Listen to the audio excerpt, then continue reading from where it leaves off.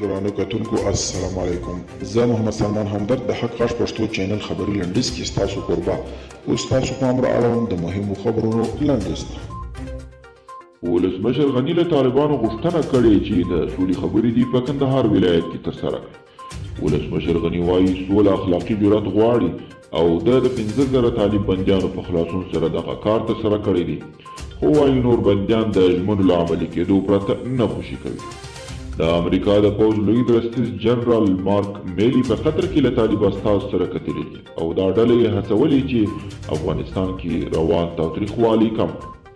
په افغانستان کې د ملګرو ملتونو استازي دیبورا لاینز وایي د تاوتریخوالي اوسنۍ کچه د افغان دولت او طالبانو ترمنځ د سولې خبرو لپاره یو خطر دی.